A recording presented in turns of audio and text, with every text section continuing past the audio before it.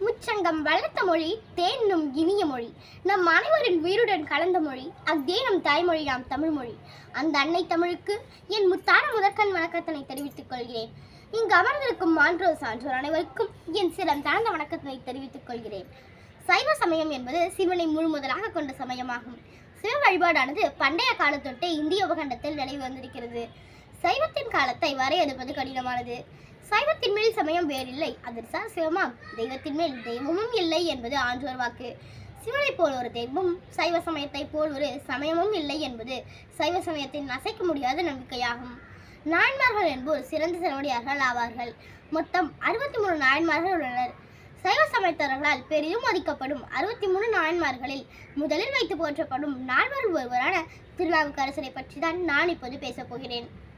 திருநாவுக்கரசர் திருமுனைப்பாடி பகுதியில் இருந்த கடலூர் மாவட்டத்தில் திருவாமூர் எனும் ஊரில் வேளாளர் குடியில் சிவபக்தரான புகழனாருக்கும் மாதனியாருக்கும் மகனாக பிறந்தார். இவரது மூத்த சகோதரி திலகவதியார் ஆவார். இவரது இயற்பெயர் மருள்நீக்கியார் என்பதாகும். மருள்நீக்கியார் இளம் வயதிலேயே பெற்றோரை இழந்தார். யாக்கை நிலையாமை பற்றி அறிந்த மருள்நீக்கியார் பல்வேறு அறப்பணிகளை செய்து வந்தார். சமண சமய கொள்கைகளால் ஈர்க்கப்பட்டு பாடலிபுத்திரம் சென்று சமண மதம் சார்ந்தார். புற சமயத்தினரை தனது வாதங்களால் வென்று தர்மசேனர் என்ற பட்டத்தினை பெற்றார்.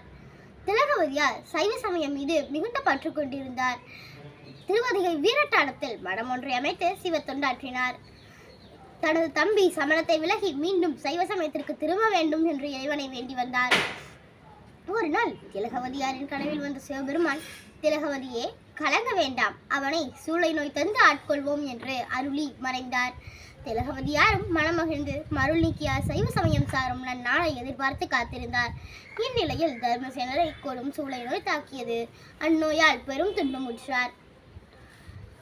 அவரை சார்ந்த சமண முனிவர்கள் பல்வேறு மருத்துவ, மந்திர மற்றும் தந்திர முயற்சிகளை செய்தும் அந்நோய் தீரவில்லை. மருள்நீக்கியார் அவரது சகோதரி இருக்கும் மடத்திற்கு சென்று அவரது காலில் விழுந்து வணங்கினார். தன் நோயின் கொடுமைகளை சொல்லி அதனை போக்கும்படி வேண்டிக் கொண்டார். திலகவதியார் சிவபெருமானை குறித்து 5 எழுத்து ஓதி திருநீற்றினை அவருக்கு அளித்தார். அதனை வாங்கி தனது உடலெங்கும் தரித்தார். அதனை தரித்த அந்த கணம் முதலே அவருடைய உடலின் நோய் படிப்படியாக குறைய ஆரம்பித்தது. மருள்நீக்கியார் திலகவதியாருடன் திருவதிகை வீரட்டான தலத்திற்கு சென்றார். அங்கு கூற்றாய் நவாரி என்று தனது முதல் தேவார பதிகத்தை பாடினார். அந்த பதிகத்தை நான் இப்போது பாடப்போகிறேன். திருச்சிற்றம்பலம். கூற்றாயினவாறு விளக்ககளீர் கொடுமை பல செய்தட நான் அறியேன். ஏற்றாயடிக்கே இரவும் பகலும் பிரியாது வணங்குவன் எப்பொழுதும்.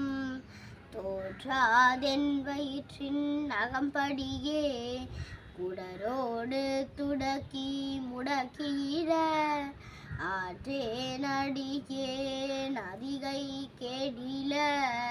வீரட்டான துறையம்மானே, நெஞ்சம் உமக்கே இடமாக வைத்தேன்.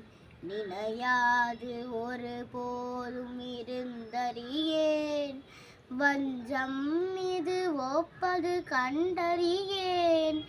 வயிற்றோடு துடக்கி முடக்கிட நஞ்சாகி வந்து என்னை நலிவதனை அணுகாமல் துறந்து கரந்துமிடீர். அஞ்சேலும் எண்ணீர் அதிகை கேடில. வீரட்டான துறையம்மானே, பணிந்தாரண பாவங்கள் பாற்றவல்லீர். படுவெண் தலையில் பழி கொண்டு ஊழல்வீர். துணிந்தே உம காற்றைது வாழலுற்றாள். சுடுகின்றது சூளை தவிர்த்தருளீர். பிணிந்தார் பொடி கொண்டு மெய் பூசவல்லீர். பெற்றம் ஏற்றுகந்தீர் சுற்றும் வெண் தலை கொண்டு அணிந்தீரடிகேல் அதிகை கேடில. வீரட்டான துறையம்மானே, முன்னம் அடிகேன் அறியாமையினால் முனிந்து என்னை மலிந்து முடக்கியிட பின்னை அடியே நுமக்காலும் பட்டேன் சுடுகின்றது சூளை தவித்தருளி தன்னை அடைந்தார் வினை தீர்ப்பதன்றோ தலையாயவர் தாம் கடனாவதுதான் அண்ணனடையார் அதிகை கேடில வீரட்டான துரையம்மானே காத்தால்பவர் காவலிகள் தமையால் கரை நின்றவர் கண்டுகள் என்று சொல்லி நீ தாய கயம்புக நோகியிட நிலை கொள்ளும் வழித்துறை ஒன்றறியேன் வார்த்தை இது ஒப்பது கேட்டறியேன் வயிற்றோடு துடக்கி முடக்கியிட ஆர்த்தார் புனலார் அதிகை கேடில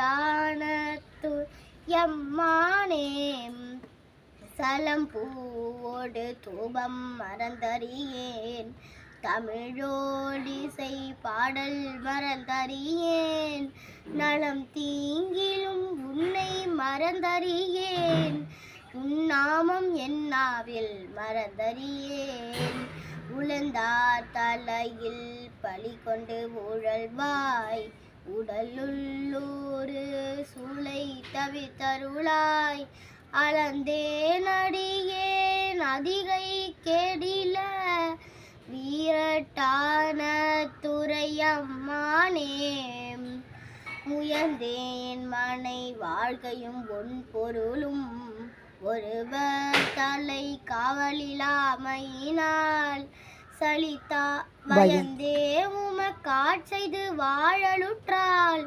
வலிக்கின்றது சூளை தவித்தருளீர் பயந்தே என் வயிற்றின் அகம்படியே பறித்து புரட்டி அறுத்து ஈர்த்திட நான் அயந்தேன் அடியேன் அதிகை கேடில வீரட்டான துரையம்மானே வலித்தேன் மனை வாழ்க்கை மகிழ்ந்தடியேன் வஞ்சம் மனம் ஒன்றுமில்லாமையினால் சலித்தால் ஒருவர் துணை யாரும் இல்லை சங்க வெண்குழை காதுடைய பெருமான்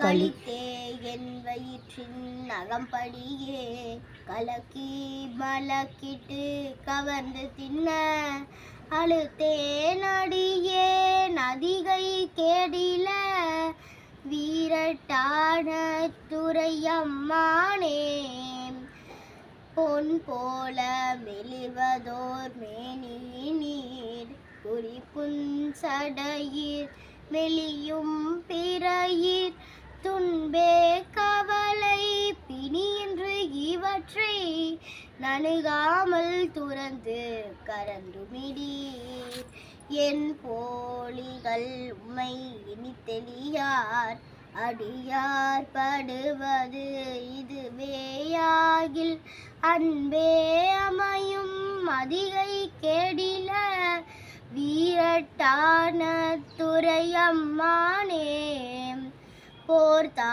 போர்த்தாயாங்கோர் ஆடையின் நீருரி தோல் உறங்காடரங்காடமாடவல்லாய் ஆர்த்தான் அரக்கன் தனை மால்வரை கீழ் அடர்த்திட்டு அருள் செய்த அது கருதாய் வேத்தும் புரண்டும் விழுந்தும் எழுந்தால் என் வேதனையான விளக்கியிடாய் ஆர்த்தார் புனல் சூழ் அதிகை கேடில வீரட்டான துரையம்மானே.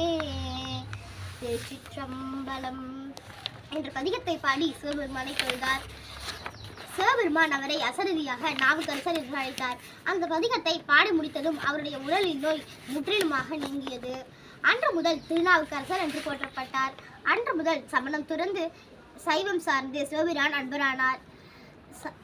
மருள்நிக்கியார் சமணம் துறந்து சைவம் சார்ந்ததை அறிந்த சமணர்கள் பாடலிபுத்திர மன்னனை சந்தித்து நாவுக்கரசர் மீது சினம் ஏற்படுமாறு புகார் உரைத்தனர். கோபம் கொண்ட மன்னன் உடனே நாவுக்கரசரை அழைத்து வருமாறு ஆணையிட்டான். நாவுக்கரசர் நாமார்க்கும் குடியுள்ளோம் நமனை என்றோம் என்ற பதிகத்தை பாடி அவர்களுடன் புறப்பட்டார். சமணர்கள் சமணம் தொடர்ந்து சைவம் சார்ந்த திருநாவுக்கரசருக்கு பல்வேறு தண்டனைகள் கொடுத்தனர். முதலாவதாக நீற்றவையில் இட வேண்டும் என்று மன்னனிடம் கூற மன்னனும் அவ்வாறே கட்டளையிட்டான். அத்தண்டனையிலிருந்து மாசேல் வீணையும் மாலை மதியமும் என்ற பதிகத்தை பாடி எந்தவித பாதிப்புமின்றி வெளிவந்தார். அடுத்ததாக நஞ்சு கலந்த உணவு நாவுக்கரசருக்கு அளிக்கப்பட்டது. எம் நாதனுடைய அடியாருக்கு நஞ்சும் அமுதமாம் என்று சொல்லி அதனை உண்டார். அவருக்கு ஒன்றும் ஆகவில்லை.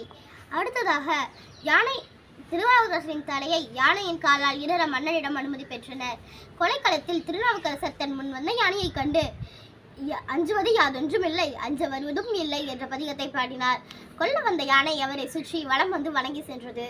இறுதியில் திருநாவுக்கரசரை கல்லில் கட்டி கடலில் வீசினர். கற்றுணை பூட்டியோர் கடலில் பாய்ச்சிடும் நற்றுணையாவது நமச்சிவாயவே என்ற பதிகத்தை பாடினார். அவர் கல் தெப்பமாக அமைந்தது. அதிலிருந்தும் தப்பினார் திருநாவுக்கரசர். திருநாவுக்கரசரின் பெருமை சைவன் மன்னன் மனம் திருந்தினான். அவரை பழிந்து சைவம் சார்ந்தான். சமண பள்ளிகளை இழுத்து சிவபெருமானுக்கு கோயில்கள் பல கட்டினான். திருநாவுக்கரசர் திருஞான சம்பந்தரை சந்தித்தார். திருஞான சம்பந்தர் திருநாவுக்கரசரை அப்பர் என அழைத்தார். திருநாவுக்கரசர் திருஞான சம்பந்தருடன் இணைந்து பல ஆலயங்களுக்கு சென்று இறைவனை வழிபட்டார். தமிழகத்தில் சிவாலயங்களை தூய்மை செய்யும் உழவார பணியை முதலில் அறிமுகப்படுத்தி சிறப்பாக செய்தவர் திருநாவுக்கரசர் ஆவார். இவர் எப்பொழுதும் உழவார கருவியுடன் சிவாலயங்களுக்கு சென்று புற்களை நீக்கி தூய்மை செய்து தேவாரம் பாடி இறைவனை பணிந்தார். இவர் உழவார தொண்டர் என்றும் போற்றப்படுகிறார்.